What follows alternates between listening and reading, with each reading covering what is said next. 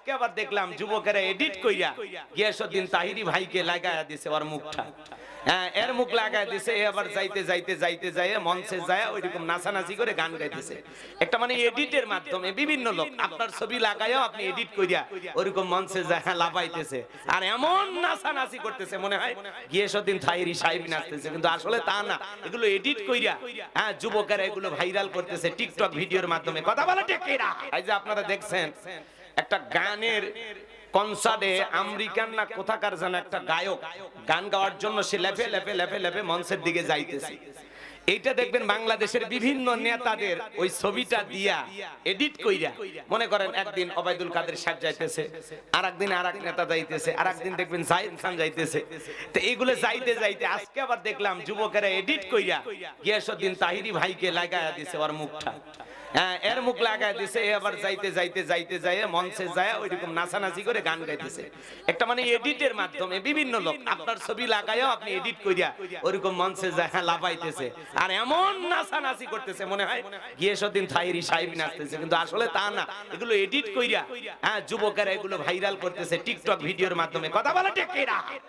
তাহলে গাইছে গান সে আমেরিকার একজন পপ তারকা, সে লাফায়া লাফায়া গান গাইছে। ওইটা করে বাংলাদেশের বিভিন্ন নেতাদের ছবি দিয়া, বিভিন্ন নায়কের ছবি দিয়া, বিভিন্ন ক্রিকেটার ফুটবলার এদের ছবি দিয়া লাফায়া লাফায়া এগুলো করতেছে। আজকে আবার গিয়াসউদ্দিন তাহিরি ভাইকে দেখলাম তাকে নিয়ে এরকম এডিট করে বানাইছে। কেউ লিখেছে সিসি একজন আলেমের সাথে চরম বেয়াদবি করা হচ্ছে। এইভাবে একজন আলেমের মুখ লাগায়া কেন এগুলো এডিট করিয়া যুবকেরা টিকটক ভিডিওতে ছাড়লো। এগুলো আবার দেখবেন লক্ষ লক্ষ মানুষ দেখতেছে। এগুলো করা থেকে যুবকদের যেন আল্লাহ হেদায়েত দান করেন। একটু জোরে বলেন আমিন।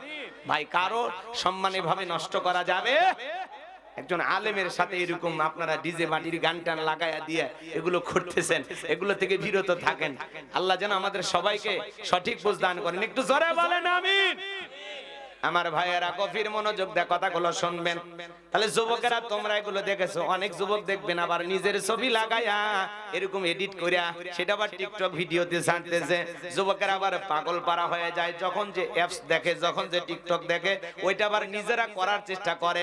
আল্লাহ যুব সমাজকে এই টিকটকের নেশা থেকে হেদায়েত দান করেন। একটু জোরে বলেন আমিন। আর একটু জোরে বলেন আমিন। যে কথা বলতে যাচ্ছিলাম বাজান গভীর মনোযোগ দিয়ে শুনবেন। হযরত আবু বকর সিদ্দিক রাদিয়াল্লাহু তাআলা নিয়মিত খাবার পৌঁছায় দিতে লাগলেন। ভদ্র মহিলা খাবার খায়। অনেক লম্বা ইতিহাস, লম্বা ঘটনা, এত কথা বলার সুযোগ আমার হাতে নাই।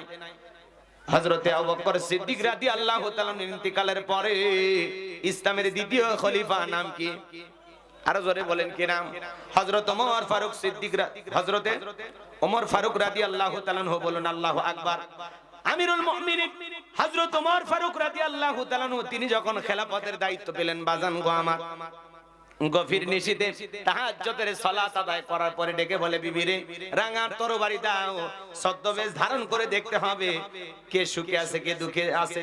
আল্লাহ খেলাফতের দায়িত্ব দিয়েছে, ঘরে বসে থাকলে চলবে না, জনগণের দুঃখ দুর্দশা আমাকে দেখতে হবে। হযরত ওমর ফারুক রাঙা তরবারি নিয়ে রওনা করলেন। পথ চলতে চলতে তাকায়া দেখেন একজন যুবক সালাম দিলেন, আসসালামু আলাইকুম আমিরুল মুমিনিন। হযরত ওমর ফারুক সালামের জবাব দিয়ে বলে, যুবক রে এত রাত্রি বেলায় কেন তুমি এই জায়গায় দাঁড়িয়ে আছো? যুবক দেখে বলে, ও খলিফা, আল্লাহ খেলাফতের দায়িত্ব দেওয়ার পরে সারাটা জীবন তো মানুষের বাড়িতে ডিউটি করলেন, নিজের বাড়ির খবর রাখলেন না। আপনার বাড়িতে একটা রক্তাক্ত শিশুর লাশ আছে। হযরত ওমর ফারুক দেখে বলে, যুবক তুমি সাবধানে কথা বলো। ওমরের নাম শুনলে বাঘে ছাগলে এক ঘাটে পানি খায়। ওমর যেই রাস্তা দিয়ে যায় 40 দিন পর্যন্ত শয়তান ওই রাস্তা দিয়ে হাঁটার সাহস পায় না।